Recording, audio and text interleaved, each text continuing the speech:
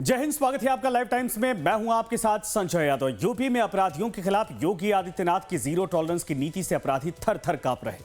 Police ताबड़तोड़ encounter करती है और अपराधियों पर नकेल कसती है, जिसका परिणाम यह है कि आज प्रदेश में अपराध पर लगाम है। अपराधियों के एनकाउंटर ही नहीं होते बल्कि बुलडोजर एक्शन भी होता है। हाल ही में योगी आदित्यनाथ ने एक बार फिर से एनकाउंटर को लेकर बड़ा बयान दिया। योगी आदित्यनाथ ने एनकाउंटर पर सवाल उठाने वालों पर करारा जवाब देते हुए कहा कि क्या पुलिस गोली खाने का इंतजार करती रहे? अपराधी जिस भाषा में समझेगा उसे उसी भाषा में जवाब दिया जाएगा, समझाया जाएगा। अपराध में कोई अपना पराया नहीं होता है। जब आदरणीय प्रधानमंत्री जी ने और हमारी पार्टी ने दायित्व मुझे उपलब्ध दिया था, तो हमें इस चुनौती का सामना भी करना था और हर एक नागरिक के मन में एक विश्वास भी पैदा करना था। स्वाभाविक रूप से यह हम पिक एंड चूज से नहीं कर सकते थे। हम लोगों ने तय किया जीरो टॉलरेंस फिर सब पे बराबर लागू होगा। अगर अपना व्यक्ति भी गलत करेगा तो उसके लिए भी वही कानून लागू होगा जो एक माफिया और अपराधी के लिए लागू होगा। कोई अपना पराया नहीं होगा। योगी आदित्यनाथ ने अपने बयान में यह भी कहा कि पुलिस को गोली क्यों मारनी पड़ती है। वहीं उन्होंने सवाल उठाने वालों को यह भी पूछा कि क्या पुलिस खुद गोली खा ले? अपराधी जब गोली चलाते हैं तो पुलिस को जवाब देना पड़ता है। जो जिस भाषा में समझे उसी भाषा में समझाया जाएगा। यूपी के सीएम योगी आदित्यनाथ ने यह भी कहा कि प्रदेश में बीजेपी की सरकार से पहले अराजकता का माहौल था। व्यापारी यूपी में अपने आप को सुरक्षित नहीं समझते थे, उन्हें पलायन करके कहीं और जाना पड़ता था। उत्तर प्रदेश में आप अनुमान करिए 2012 से लेकर के 2017 के बीच में 900 से अधिक दंगे हुए थे। अनुमान कर लीजिए, कोई सिटी ऐसी नहीं थी जहां कर्फ्यू का दौर उस सिटी के अंदर न गुजरी हो। कोई उद्यमी, कोई चिकित्सक, कोई व्यापारी ऐसा नहीं रहा होगा जिसने गुंडा टैक्स न दिया हो। इस दौर में अराजकता चरम पर थी। यहां का युवा पलायन करता था। सरकार के पास कोई पॉलिसी नहीं थी। परिणाम क्या था? जब सुरक्षा नहीं होगी, जो पहले से उद्यम थे वह भी यहां से प्लान कर रहे थे। जैसे तैसे वे भागने के लिए मजबूर थे। यहां पे सब जुनेजा जी अपनी बात को कह रहे थे, ये उनकी अपनी पीड़ा थी, जहां उनका बचपन बीता। उस धरती को छोड़ना उनके लिए अत्यंत कठिन रहा होगा। और एक तरफ यूपी के मुखिया लगातार सूबे में अपराध कम करने की बात कर रहे हैं, वहीं विपक्ष का दावा है कि प्रदेश में फर्जी एनकाउंटर किए जा रहे। सपा अध्यक्ष अखिलेश यादव ने सोशल मीडिया एक्स पर लिखा, झूठे एनकाउंटर प्रशासन को भ्रष्ट करते हैं और कोर्ट के अलावा किसी और द्वारा सजा देना खुद में एक गुनाह है। उन्होंने इस टिप्पणी के साथ एक खबर भी पोस्ट की जिसमें इलाहाबाद हाईकोर्ट की नाराजगी और पुलिस मुठभेड़ पर उठे सवालों का जिक्र था। अखिलेश यादव ने साफ संकेत दिया कि कानून व्यवस्था के नाम पर मनमानी कार्रवाई लोकतंत्र को कमजोर करती है। अखिलेश यादव का यह पोस्ट इलाहाबाद हाईकोर्ट की उस टिप्पणी के बाद आया था जिसमें कोर्ट ने यूपी में पुलिस एनकाउंटर, खास करके हाफ एनकाउंटर या पैर में गोली मारने वाली घटनाओं पर बहुत सख्त और महत्वपूर्ण टिप्पणी की थी। ये टिप्पणियां मुख्य रूप से जस्टिस अरुण कुमार सिंह देशवाल की बेंच ने अलग अलग बेल याचिकाओं जैसे राजू उर्फ राजकुमार, अनस, दीपक लोहपिया पिता के मामलों की सुनवाई के दौरान दिया था।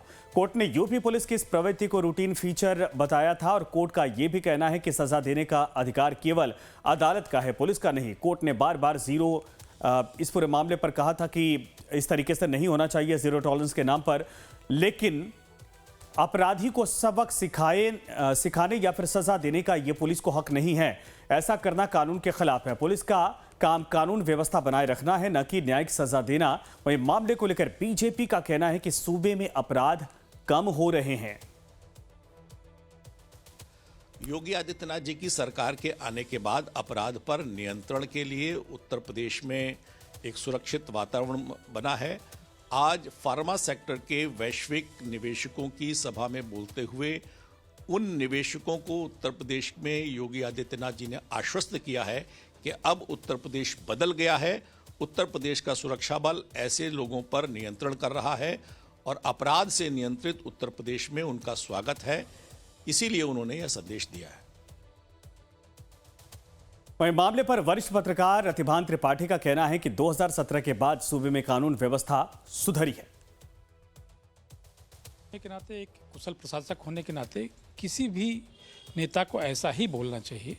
पुलिस इनकाउंटर करती है तो अपराधियों का करती है, किसी भले आदमी को तो पुलिस ने नहीं मारा। और अगर अपराधी कार्रवाई करते हैं तो उनकी जवाबी कार्रवाई पुलिस को कार्रवाई करनी चाहिए, अन्यथा अराजकता फैलेगी। पुलिस की जो कार्रवाइयाँ चल रही हैं अपराधियों के विरुद्ध, वो कहीं से गलत नहीं की जा सकती।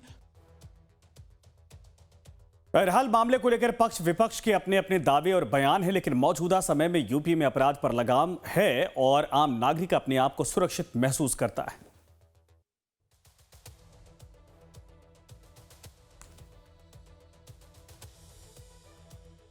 और इन सब के अलावा आपको बता दें कि मुख्यमंत्री का जो जवाब था वो साफ तौर पर दिखाता है कि यूपी में अपराध को लेकर किसी भी तरीके से टॉलरेट नहीं किया जाएगा। जो जैसा करेगा उसी तरीके से सरकार जवाब देगी। यूपी ने एक ऐसा दौर भी देखा है जब यूपी में फिरौती, किडनैपिंग और अपराध चरम पर था। दिन दहाड़े लूट वारदात यूपी की पहचान थी, लेकिन 2017 के बाद यूपी के हालात बदल गए।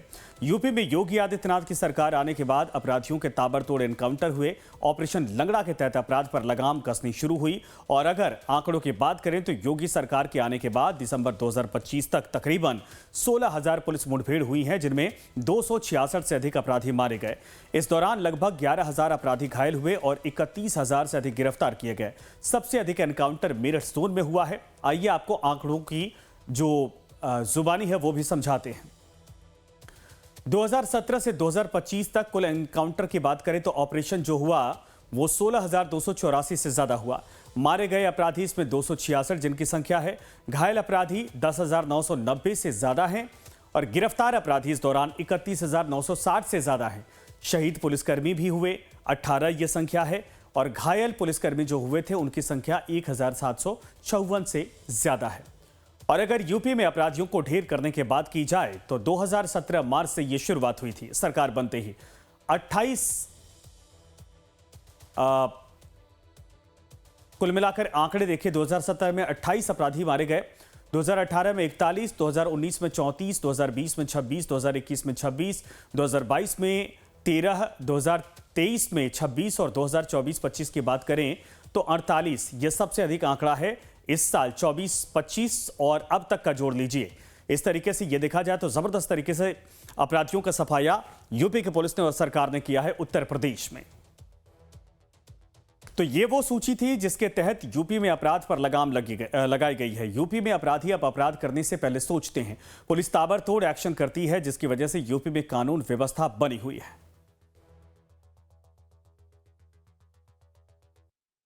तो अब आपको क्षेत्रवार एनकाउंटर की फहरिस्त भी बता देते हैं, जो इस बात की तस्दीक करती है कि किस जोन में सबसे ज्यादा अपराध था और किस तरीके से यूपी पुलिस ने अपराध पर लगाम लगाई है।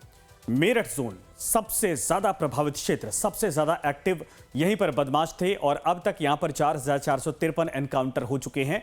85 हार्ड कोर क्रिमिनल यहां पर मारे गए। इसके बाद दूसरा था वाराणसी जोन, 1,108 एनकाउंटर हुए, 27 अपराधी इस दौरान 27 जो संख्या थी मारे गए। आगरा जोन की बात करें तो 2,374 एनकाउंटर यहां पर हुआ, 22 अपराधी ढेर किए गए। इन आंकड़ों के साथ यूपी पुलिस ने स्पष्ट किया कि ये सभी कार्रवाइयां जीरो टॉलरेंस की नीति के तहत आत्मरक्षा में और कानून के दायरे में की गई। वहीं यूपी पुलिस का यह भी दावा है कि एनकाउंटर या पुलिस कार्रवाई सुप्रीम कोर्ट की गाइडलाइन के तहत ही किए जा रहे हैं। हालांकि कोर्ट एनकाउंटर को लेकर सख्त भी है और उसकी गाइडलाइन भी बेहद साफ है। कोर्ट की गाइडलाइन के मुताबिक एनकाउंटर में जो मौतें हुई हैं, गंभीर रूप से चोट हुई है, उस पर तुरंत एफआईआर दर्ज हो, घायल आरोपी को तुरंत मेडिकल सहायता दी जाए, घायल आरोपी का बयान मजिस्ट्रेट के सामने समय पर दर्ज हो, जांच सीबीसीआईडी जैसी स्वतंत्र एजेंसी से हो। एनकाउंटर के बाद तुरंत प्रमोशन या फिर इनाम नहीं दिए जाएं। सभी प्रक्रिया का सख्त अनुपालन होना चाहिए और अनुपालन नहीं होने पर उच्च अधिकारियों पर अवमानना का मामला भी दर्ज किया जाएगा। हालांकि ये टिप्पणियां जनवरी-फरवरी 2026 की हैं और खास करके 28 से 30 जनवरी 2026 के ऑर्डर पर आधारित है, जिस पर सरकार और पुलिस ने सफाई देते हुए कहा कि सूबे में सुप्रीम कोर्ट की गाइडलाइन फॉलो की जा रही है।